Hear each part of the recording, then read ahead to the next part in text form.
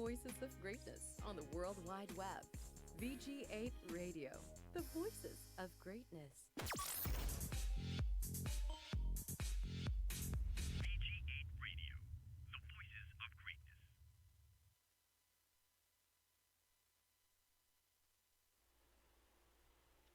Hello guys, so we're back again and I'm your host for this program, ShikiYuki as usual. So this is Game Mode, which is a video game and board and tabletop gaming podcast. So again guys, if you're listening to this podcast, just go and share this program so that we could get our audience or get in more engaging dun sa mga topics na i-engage natin ngayon. Kasi special yung episode natin ngayon guys. So today is actually an international tabletop day.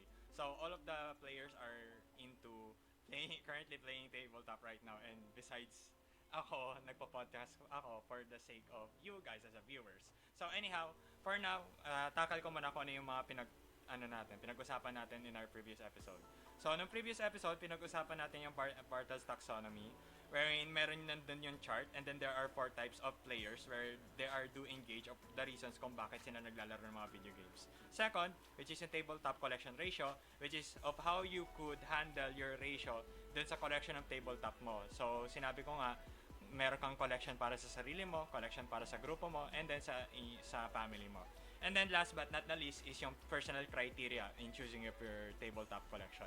Kasi, aminin man natin or hindi, maraming mga games for tabletop. And we have to choose what is right para sa grupo natin, para sa family natin, at saka para sa sarili natin. Kasi, we do know that the tabletop hobby is very, very expensive. So, now, we're going to proceed in our first topic. So, ang first topic natin, itatakal natin is gaming with family. So, yung gaming with family is that, i-explain ko lang naman dito. Since, syempre, besides playing with other friends, mas maganda rin kung i-introduce mo rin yung hobby mo with your family. So, unahin natin sa una natin topic.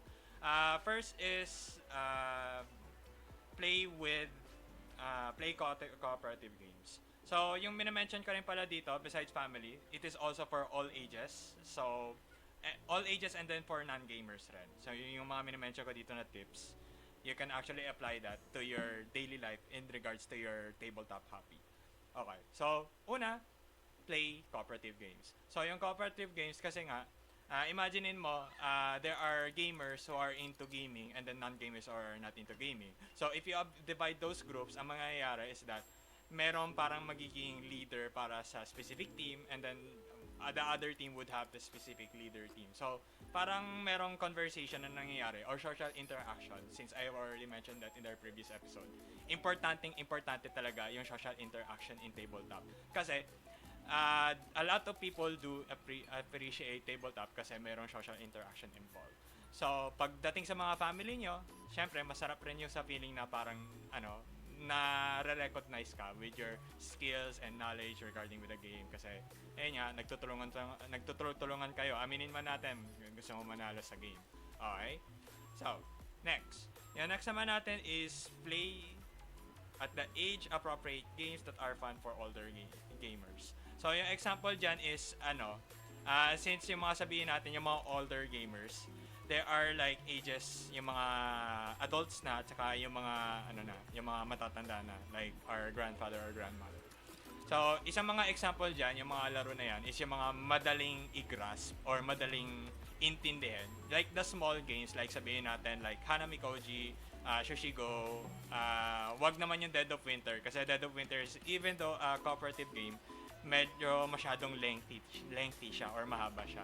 Which I'm going to explain kung paano nyo i-bring out yung some of the tabletop collections na meron ka.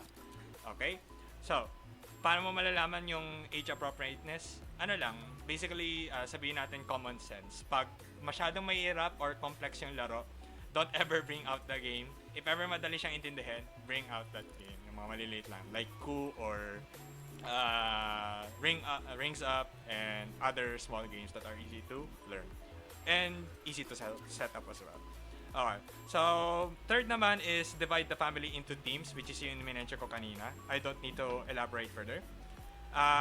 pull out those small box games, which is yung minention ko. Wag naman yung masyadong overwhelming yung kagaya ng dala ko ngayon. I won't bring it up. Pero, just go and bring out or pull out yung mga games na maliit lang, yung hindi masyadong ma-overwhelm yung mga kaibigan nyo or what. Kasi, imaginein mo naman, pag biniring up mo yung mga, yung mga laro mo, na sobrang laki, baka sabihin nila, ay, mahirap ba yan? Or mahaba ba yan? Hindi ko ata maintindihan yung laro na yan eh. So, I guess wag na lang tayo maglaro kasi busy rin ako. Baka may ganun na mangyari situation. So, if you want to avoid those kind of circumstances or into situations, man, ang gawin mo na lang is, just pull out a small game and then tell them na, maiksi lang to, madali lang to. 5 to 7 minutes, makukuha mo na yung laro.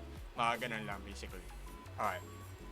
And then, play games with higher luck and moderate skill factor. So, minention ko nga yun dun sa complexity. So, there are required skills or luck involved, which I'm going to explain it, yung game mechanics in depth on our future episodes kung paano yun. Pero for now, i-explain ko muna kung ano yung terminology nito. So, there is luck involved and skill involved. So, si luck is purely talaga, kung alam nyo man, swertihan, kumbaga, like rolling a 6-sided die.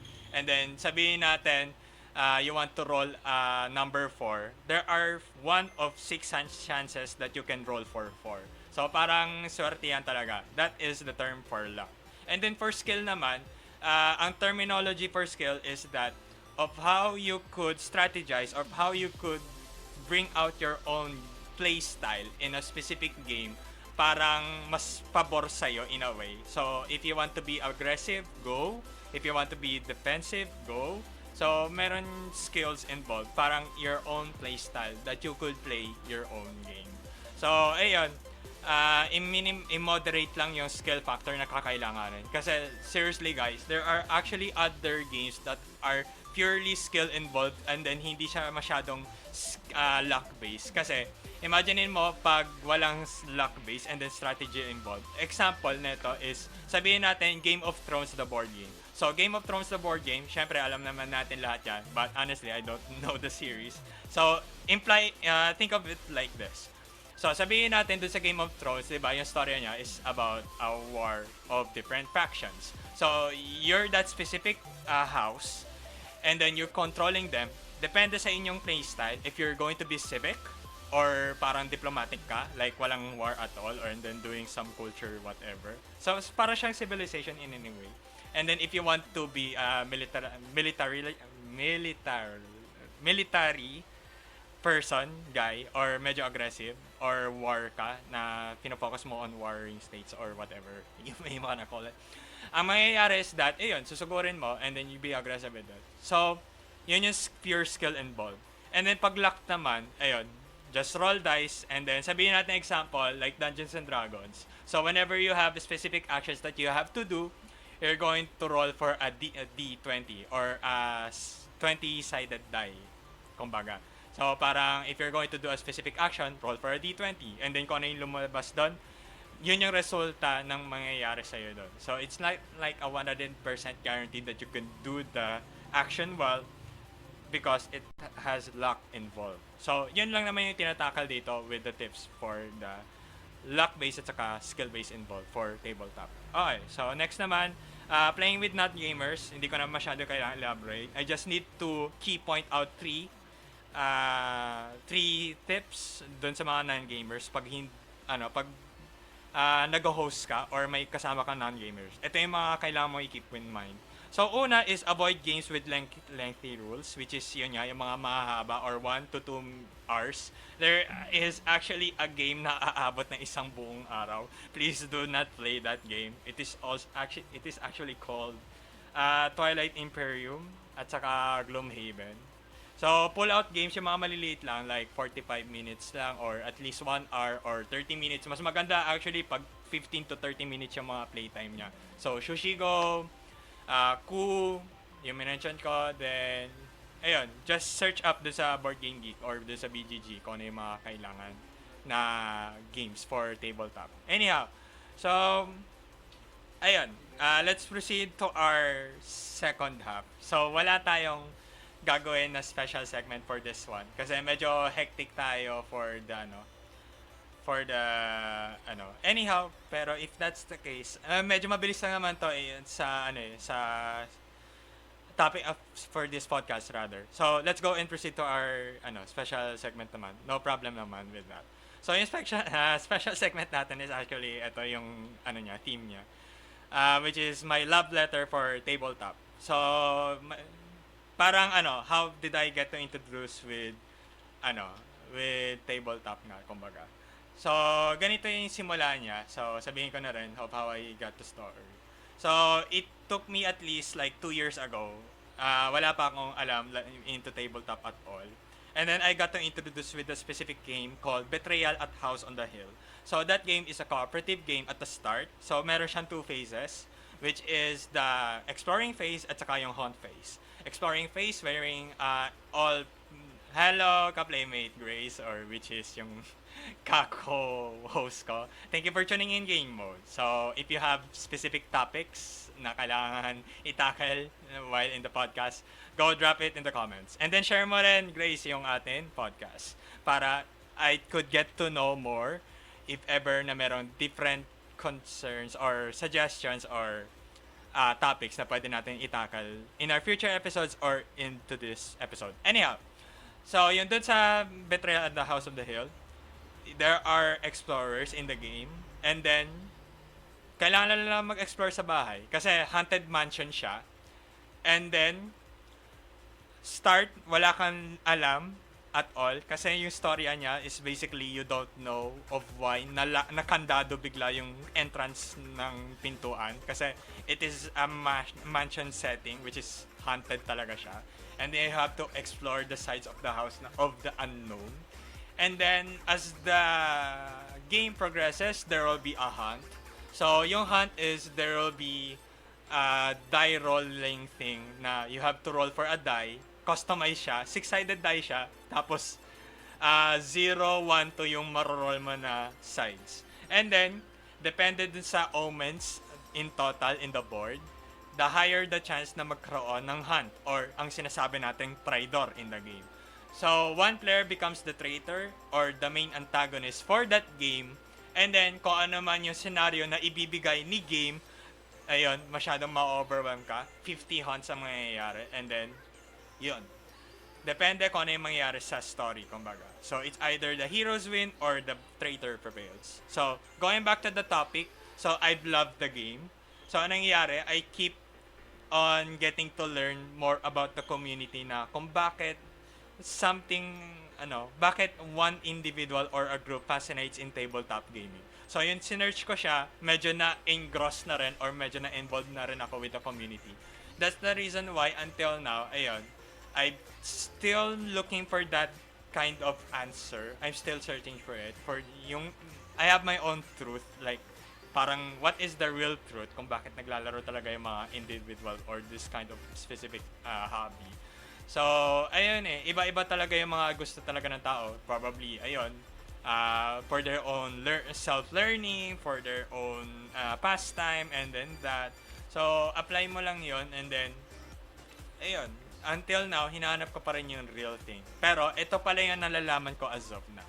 So, the reason of why people play, or personally, in my case, is because I want to learn and then apply those game mechanics into my daily life para mangyari is that, para, mapadali yung situation ko. Kasi aminin naman lang natin, we're like a crazy or lazy person. So, parang, ginagawa natin, as a lazy person, we're trying to maximize the minimal effort to do something better, kumbaga. So, yun yung tinutukoy ko of why I like tabletop games. So, yun, that wraps up in our special segment. Going into our second half, which is how to take care of your tabletop collection. So, there are 6, kumbaga, dito, sa cheat sheet ko. So, unahin muna natin yung card sleeves. So, sa card sleeves, which is basic lang yan, syempre, ayaw natin madumihan or ayaw natin mabasa na mabilisan yung yung collection nuts natin, which is especially yung cards na natin, diba? So, an example, which is ito yung card sleeves natin. So, this is like a standard MTG or Magic the Gathering size. So, yun. Yung sinasabi dito is that there are actually different sizes in the game. So, ayun. Sabihin natin, example, character sleeves or character cards. Medyo rectangle yung itsura niya. So, you have to have a specific size for that card. So, if you want to know kung ano yung specific sizes of cards, you can actually search it out dun sa BGG or Board Game Geek. So, type mo lang dun sa dun sa Google, card sleeves and then BGG. Makikita mo na dun yung mga, yung mga different sizes for the different sizes ng game, kumbaga. So, search nyo lang yung specific game and then yung card size niya. Then, boom, mayroon ka ng card size for your own game. So, search mo lang yun. Next, medyo bilisan ko lang rin. Which is yung resealable bags, which is look like this. And then, silica gel, which is ganito yung itsura niya. You can actually search it or get it dun sa, sa Ace Hardware, actually. And then, non-aggressive tape or hindi siya masyado lumidikit. This is look like this. Plastic wrap, which is yun dun sa games. So, example ng plastic wrap, which is magkakaroon ako ng tutorial dyan dun sa Facebook page ko or dun sa personal page ko. I will going to make a video for that of how you could use your own plastic wrap doon sa game para masyadong matipid. Kasi, pag sinira mo yung yung wrap, like tinapon mo lang siya pag binuksan mo yung game, medyo sayang yung plastic. You can actually recycle that plastic wrap to make it as your own cover plastic for your game. And then last but not the least, which is yung plastic bag, eco bag, or canopy bag. Yung canopy bag, parang parang military bag yan. So if you're going to some game groups or conventions, dadalhin mo yung mga isang damakmak mong mga collection ng laro. Ayun, ang gagawin mo lang, lagay mo lang doon sa canopy bag or doon sa eco bag para hindi ka masyadong mahirapan in bringing up your own collection of games. So example nito, which is ito. Hindi ako nagpro-promote, guys, ha. So ito yung eco bag na tinatawag. So meron ako mga board games dito. So para hindi masyadong ma-hassle na ilalagay mo siya sa backpack or whatnot. Ayun, yun lang yung gawin mo. So, yun. That is of how you could take care of your own games. And then, ito na yung pinaka-last topic natin, guys. So, mabilisan. Hello, Raymar. Thank you for tuning in Game Mode. So, going dun sa next topic natin is yung how to handle game groups. So, dahil special nga, which is ITTD nga, dahil a lot of people are actually want to host a specific game group, pero hindi nila alam. So, eto, medyo basic lang naman. I would not go and provide yung in-depth kung paano mong i-handle yung game group. So, eto lang yung mga basic knowledge na kailangan mong alamin. So, let's go in our first key rule. So, yung key rule din natin dito is, if you're going to host a game, make it as enjoyable as possible than being, having a stressful and atmosphere. Kasi aminin man natin, the important in having games for your game group is to have fun. Hindi yung tipo na maglalaro kayo and then may stress pa kayo dahil nag-aaway pa kayo dahil sa game rules or sa mechanics ng game. Hindi masyadong napiliwanag ng game host or what. So if we want to avoid that, so ayun, I provided tips which is magkaroon lang kayo ng consensus or kung ano yung majority kung ano yung gagawin for the rules of that specific mechanic para hindi kayo masyado magkaroon ng away and that. So, ayun. So, para maging enjoyable, ito yung kailangan mo alamin, which is consider your gaming space at saka yung furnishing. Ang tinutukoy ko dito, for example, pumunta kayo sa bahay ng isang kaibigan nyo and then sabihin natin, you have a game for 6. So, supposedly dapat may handa kayo na food for 6 and then table for 6 and then chairs for 6. Kasi imaginein mo, sabihin natin maglalaro kayo and then nakulangan pa kayo ng ng furniture kasi imaginein mo apat lang yung upuan, then yung dalawa nakatayo. Medyo nakakayaman lang yun kasi nakatayo sila for the whole game or that. So, to minimize that, like, there are times na naglalaro kami sa side lang. Wala naman silang problema, first lang as magkaroon ka ng paalam mo lang sa kanila na, "Uy guys, okay lang ba? Kasi sobrang laki kasi ng laro eh." Like, inaagawan tayo ng table space ng laro. Or, game space. Okay lang ba maglaro tayo sa floor lang? Pag okay lang sa kanila, and then go for it. Pag, if not, find a compromise. So, may sinasabi dito si... Ayun, may sinasabi ni si Raymar. So, ayun guys, subscribe nyo rin yung Raymar TV for the updates regarding dun sa mga, sa voice acting, vlogs, at saka yun dun sa niya, specific personal, niya, niche niya, or yung focus niya for his channel. Okay, let's go for serving foods and drinks as you avoid disaster. So, meron pins yan. Ito yung key points. So, syempre, pag maglalaro ka, especially meron pagkain, ayaw mo yung magkaroon ng sobrang chaotic na situation na malagkit yung card sleeves or yung component ng laro. And then, ma-spill yung drink. So, ito. If ever man may ma-spill na drink, ito, sabihin ko lang kung ano yung mga tips mo to avoid that. Una is, pag kailangan ng utensils yung pagkain, kumain ka muna bago maglaro. Kasi mahirap kasi maglaro na meron kang ginagamit na spoon and fork. Kasi you're like focusing on your food at the same time. Naglalaro ka. Masyadong mahirap yon, kumbaga. So, to avoid that, kumain ka lang muna and then go, straight lang. Pero if parang kaya mo naman i-manage na kumain ka at the same time, you're managing your play or your turn, sige, wala naman problema sa game group nyo. Kasi hindi man lang natin kasi maiiwasan na, yung isang player kumakain siya ng merong utensils. So ayun yung tip ko for that one matter. So second is don't feel compelled to supply all the food. So aminin na natin guys, baka maubusan kayo ng pagkain kasi kahit rin ako yung nag-host ako ng game group sa bahay namin. Nauubusan kami kaagad ng junk food bago kami maglaro and that. And not to mention even yung drinks namin nauubusan. So, kung gusto niyo magkaroon kayo ng interval to kumain at saka maglaro. If okay lang sa kanila. Kasi mahirap kasi pag kumain ka at the same time naglaro ka, especially pag gamay yung gamit mo. So, masyado siyang greasy, masyado siyang icky. So, pag naghawak sila ng card slips or components, masyado siyang malagkit. And you want to avoid that kasi madidecompose or masisira yung quality ng isang laro. So, you have to take care of others' personal belongings or yung copy ng cafe. So, yun lang. And then, if ever na-spill yung drink or magbibigay kayo ng inumin, as much as possible, avoid alcohol or any colored drinks, especially yung mga dark substance like Coke, Royal, Sprite. Sprite is okay actually kasi white naman siya. Ayun. Pero malakit pa rin siya.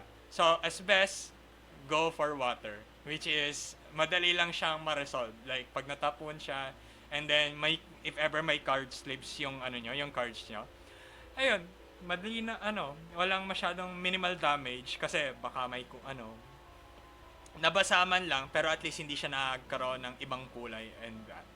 So, that is the second tip for the food-related concern if ever man na matakal sa game group.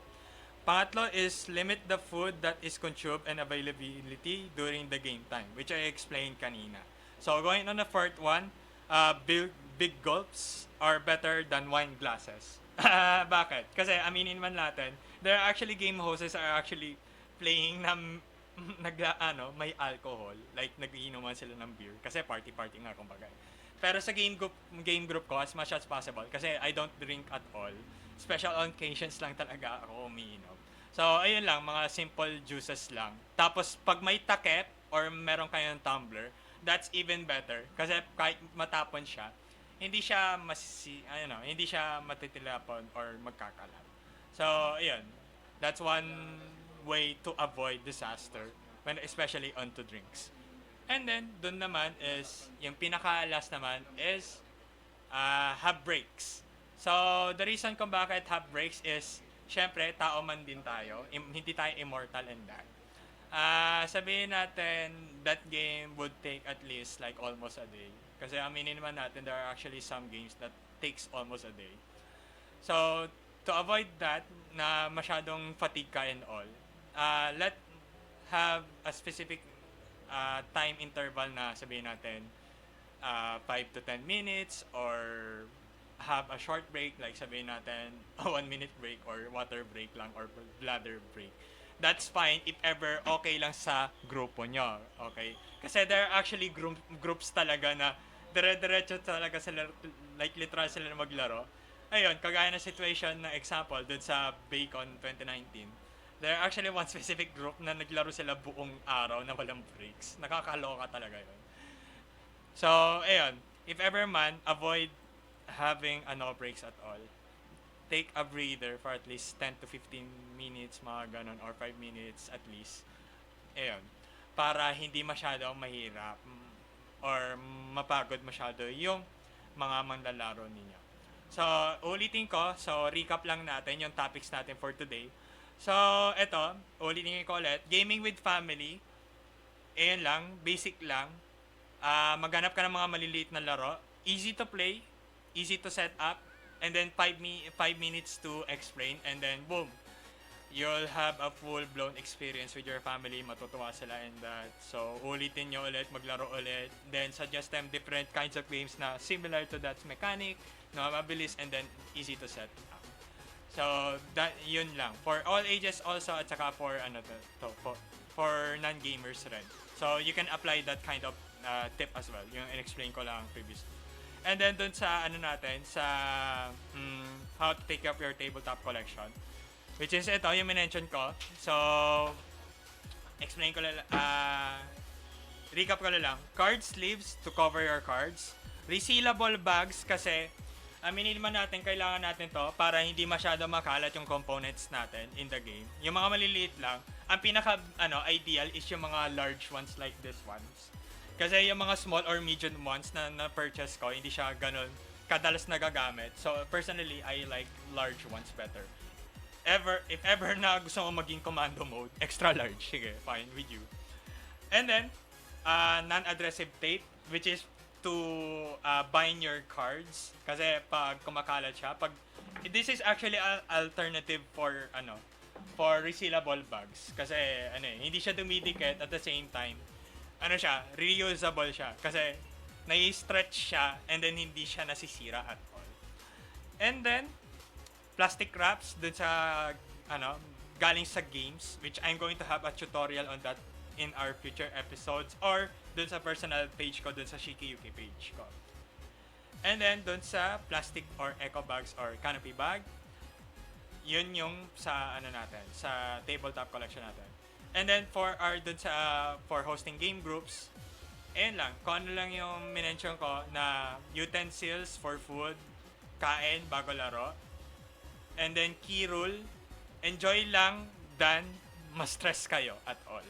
So that is actually basically of the gist ng ating episode for game mode. So 'di ba guys, mabilis lang kasi International Tabletop Day, which is walang video game content at all.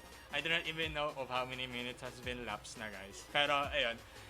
Last! Announcements! Ano ba yung announcements? Ulitin ko lang kung ano yung mga minensyon ko in our previous episode. Unahin natin doon sa NAPCON 2019. So, NAPCON 2019 is actually happening right now.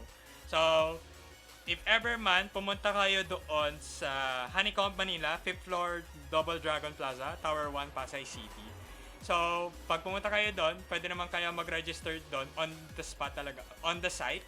So, ang registration fee noon is, if I remember it correctly, may like 400 ata or 500. Pero parang I feel na early bird ata yon yung promo na yon. So, I guess it's like 450 ata for on-site na ngayon. So, pumunta lang kayo doon. So, until tomorrow naman siya, if ever hindi kayo makapunta doon tomorrow. So, for today, magkakaroon ng mga full-blown tabletop games doon. And then, for tomorrow, doon sa NAPCOM, mga RPG naman siya. So, Dread the Horror Game RPG, and then Dungeons and Dragons, yung well-known na tabletop RPG. Second, which is Furry Pinas 2019, which is yung biggest furry convention in Asia. So, gaganapin siya sa Bayanihan Center, malapit sa SM Mega Mall. This will be from June 6 and then June 9. Game Detective would be also there to provide our services to, ayun nga, play games for free. So if you want to get involved with the furry community at the same time, tabletop community as well, go visit our booth and then dun sa event as well. So yung registration fee nila, I do not know the details. But if you want to know, just go to the Facebook search bar and then tignan nyo lang yung event doon, which is Furry Pinas 2019. So, that's the gist for Furry Pinas.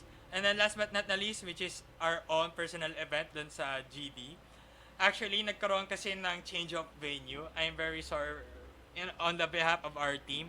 We're so very sorry for the inconvenience that's happened kasi a lot of people are into top area, kumbaga. Supposedly magkakaroon ng game group. Pero unfortunately, lilipat na yung venue niya. So yung venue niya would happen around the All Corners Co-work, which is gaganapin siya sa West Insuna Building, West Avenue QC, which is malapit siya actually sa Trinoma at saka sa SM North EDSA. So if you want to know the details, just visit our page, which is nandun na yung details niya of how you could register, and then the mechanics of the raffle and the 24-hour gaming marathon. So that's it for our week's program. So tune in again for our game-related topics. I'm your host again, ShikiYuki. Tune again for Game Mode to provide you gaming-related topics. So happy International Tabletop, guys. So ayun, last announcement. There might, wala to sa cheat sheet natin. There's a probability na baka walang game mode next week at saka next week. If ever man, I will provide the details man dun sa sa Facebook page ko. Iyon. So, iyon. Check nyo lang yung updates man. So, hindi ko na sasabihin kung wala man game mode or not next week or next week. Tune nyo lang dun sa ShikiYuki page. Baka there's a chance na magkaroon ng host. Kasi I will be there for Furry Pinas as well at saka sa 24-hour gaming marathon. So you can actually wave and say hi to me if ever man nakita nyo ako. So ayun, that wraps up again for this episode. So yun lang, guys. Check us back again for our next episode. So see ya, guys, and happy tabletop gaming.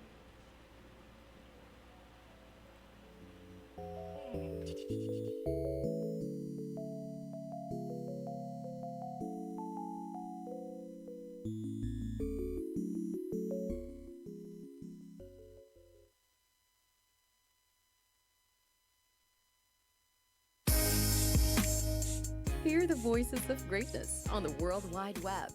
VG8 Radio, the voices of greatness.